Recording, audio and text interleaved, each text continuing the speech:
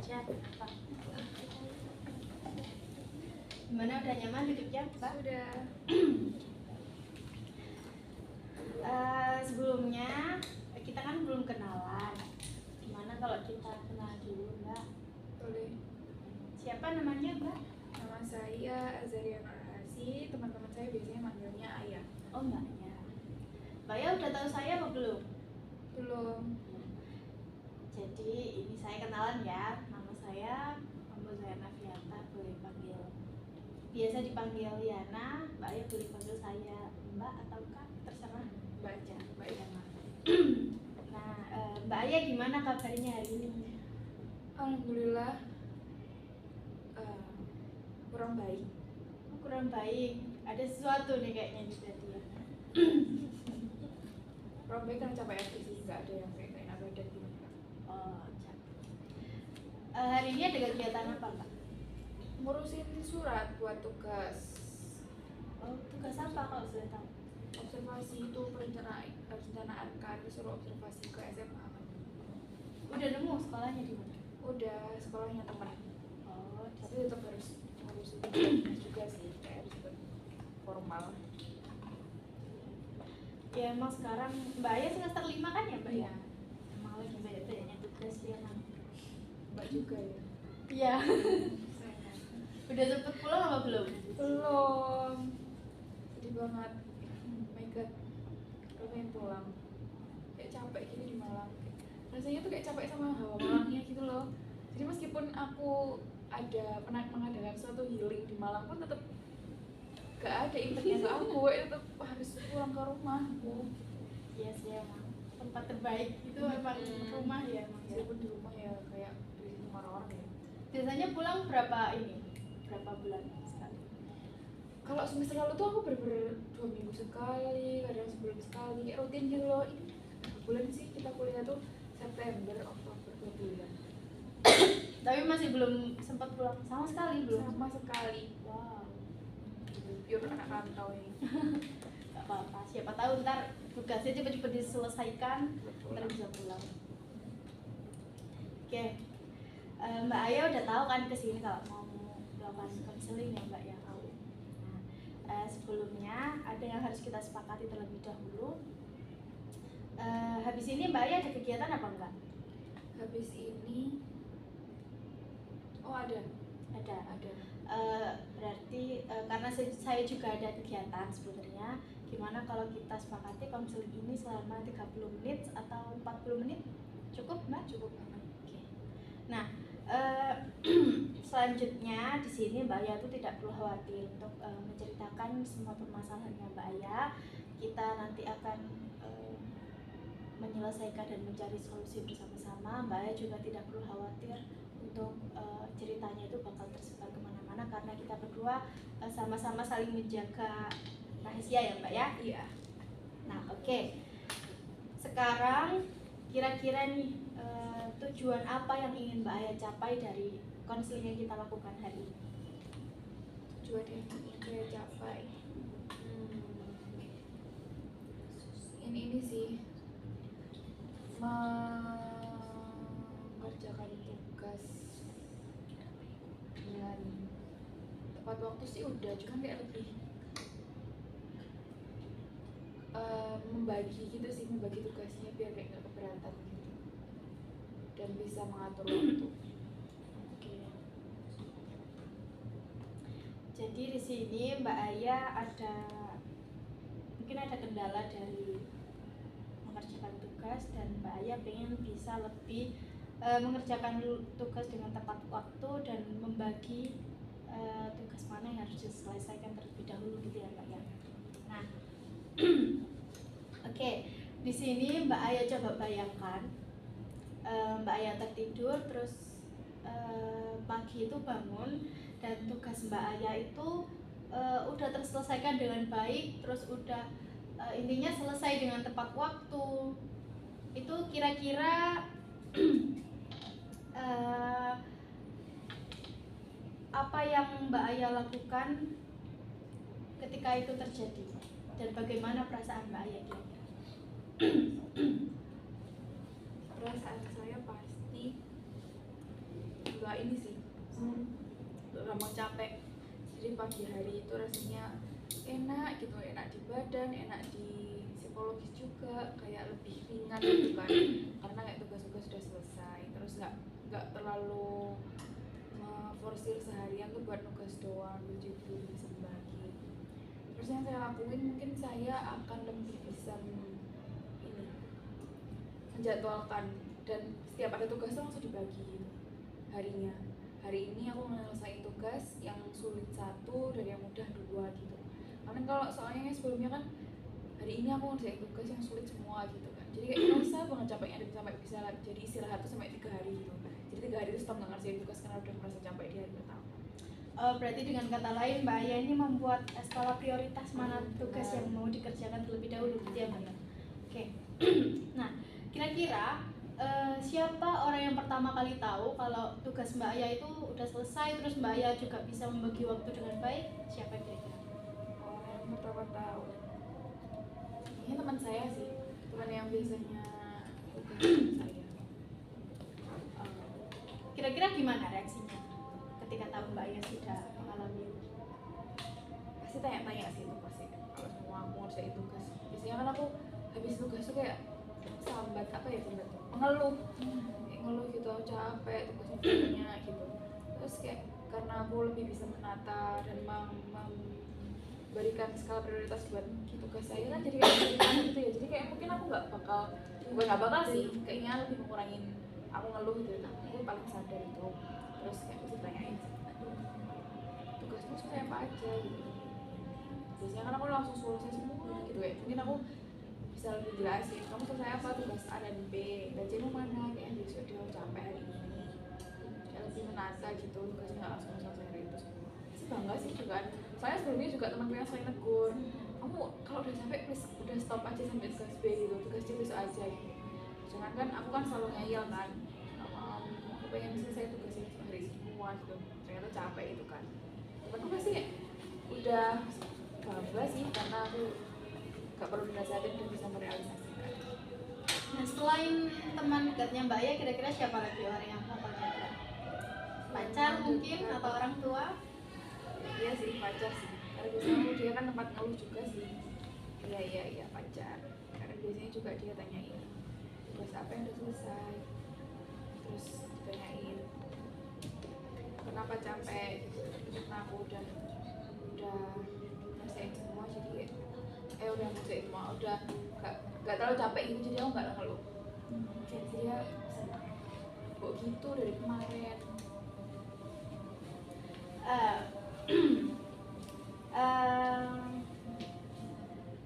Kemudian menurut Mbak Aya, dari kan Mbak Aya tadi sudah mulai membayangkan kalau apa yang harus dilakukan biar tugasnya bisa tertata dengan baik. Nah, itu kira-kira yang Mbak Aya lakukan setelah ini itu apa? Setelah ini Ya, maksudnya dari tugas-tugasnya kan Mbak Aya tadi sudah membayangkan kalau bakalan membuat skala prioritas tugas, itu apakah Mbak Aya mau langsung melakukan atau masih mau ditunda mungkin? Karena kan posisi juga sekarang saya lagi capek banget, kayaknya bakal langsung ada tugas tuh langsung kayak aku rate gitu loh, mereka susahnya itu seberapa, terus aku bagi yang bener-bener sama rata gitu loh, jadi nggak semua yang sulit tuh di hari yang sama kayak gitu. Ya langsung sih, karena itu kayak mempermudah saya juga, nggak nge-pressure aku gitu. Bagus sekali Mbak Aya udah mulai menentukan rencana untuk kedepannya. Terus sudah berarti Mbak Aya di sini udah tahu kan mau melakukan apa biar tugasnya bisa tertata dengan baik lagi. Nah, menurut Mbak Aya kira-kira berapa skala dari masalah yang dialami Mbak Aya itu tadi, dari rentang 1 sampai 10 ini? Kalau 10 ini berarti masalah Mbak Aya itu udah mulai berkurang. Kalau 1 ini masih parah banget. Karena sekarang masih planning ya. Oh, 5 Mbak. Nah, untuk mencapai angka angka yang di atas-atasnya kira-kira apa yang bakal Mbak Aya lakuin? Merealisasikan plan itu tadi. Jadi kayak melaksanakan rencana. Jadi kayak bukan jadi wacana, itu kayak bakal bisa sampai 10. Enggak, 10 kalau semua aku udah ngerasa enjoy dengan hari-hariku. Kayaknya ini mulai membuat prioritas itu tadi. Oke. Berarti di sini bagus sekali Mbak Aya udah mempunyai rencana ke depannya, membuat skala prioritas. Berarti di sini dapat saya simpulkan kalau tadi Mbak Aya bilang kan masalahnya itu tentang mengerjakan tugas dengan tidak tepat waktu, terus kurang bisa membagi tugas secara rata gitu ya Mbak ya. Namun dengan adanya konseling hari ini, di sini saya mendapat kesimpulan bahwasanya Mbak Aya tadi bisa membuat jadwal skala prioritas dan lain sebagainya yang sudah Mbak Aya sebutkan tadi ya Mbak ya. Oke baik, di sini karena waktunya juga udah sepertinya mau habis, kira-kira untuk pertemuan selanjutnya untuk melihat kemajuan dari Mbak Aya, kira-kira kapan kita bisa melakukan konseling lagi Kak? Senin sore sekarang aja. Oke sekarang aja. Oke baik, berarti nanti saya hubungi Mbak Aya ya, gimana nanti ke depannya. Oke, baik, terima kasih Mbak Aya karena kita telah melakukan konseling pada hari ini. Mbak Aya setelah ini mau kemana? Mau ini nugas sama teman-teman. Mau nugas. Oke. Baik, silakan kalau misal mau nugas. Terima kasih. Kasih Mbak semuanya. Ya. Iya. Assalamualaikum.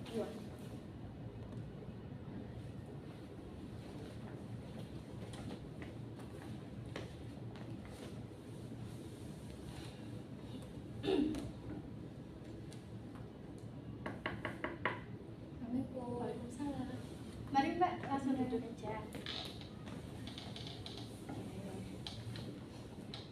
Mbak Aya, gimana kabarnya hari ini? Alhamdulillah baik. Dari kemarin-kemarin apakah sudah ini agak mendingan, kan minggu lalu bilangnya capek gitu ya? Mendingan. Alhamdulillah. Oke, alhamdulillah. Hari ini apakah banyak kegiatan Mbak? Hari ini lumayan nggak banyak nugas sih. Oh, nggak ada kelas? Nggak ada lagi libur.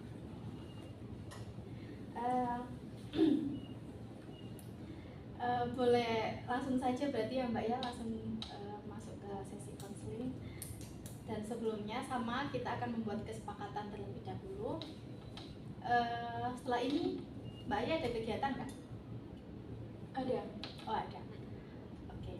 Kebetulan saya tidak ada, tapi sepertinya ini tidak akan terlalu lama sih.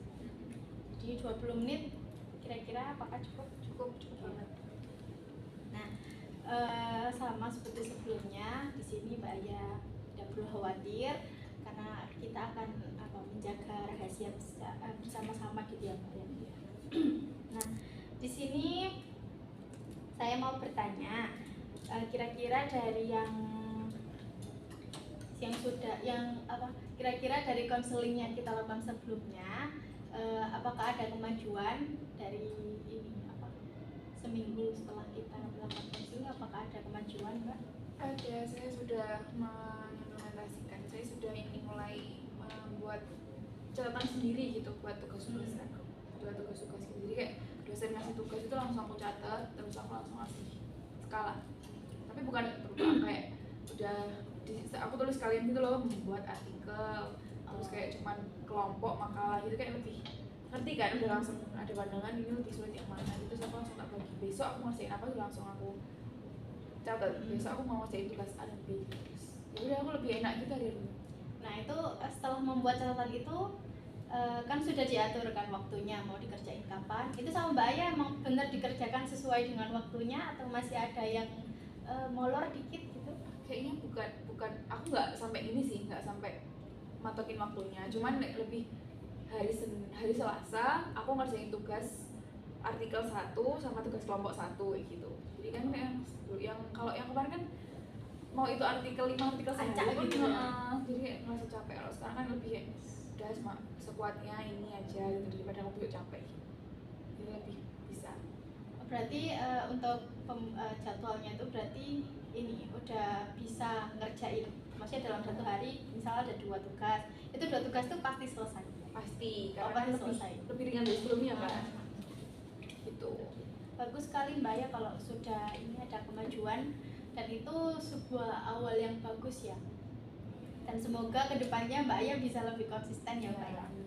Nah, ketika Mbak Aya sudah mulai menerapkan itu tadi, siapa orang yang pertama kali menyadari? Teman saya pasti. Oh, teman saya, sama seperti yang Mbak Aya sampaikan. Siapa kemarin sih ya sadar? Teman. Oh iya teman, soalnya pasti itu nugas sama teman. Baru ke pacar. Oke. Selama itu Mbak Aya seringnya ngerjain sendiri apa sama teman-temannya? Pas itu kemarin kebetulan aku sama teman-teman. Oh, jadi aku selesai duluan gitu, terus aku langsung istirahat gitu, jadi kayak tiduran gitu di meja, mereka ngasih ngerjain, kamu mau ngerjain, udah besok lagi aku gitu, terus aku istirahat gitu. Gimana reaksi mereka pas tahu Mbak Aya udah ini? Ya kayak temanku lah, mbok gitu apa sih, ya gitu dong, kayak dari kemarin tuh gitu terus gitu.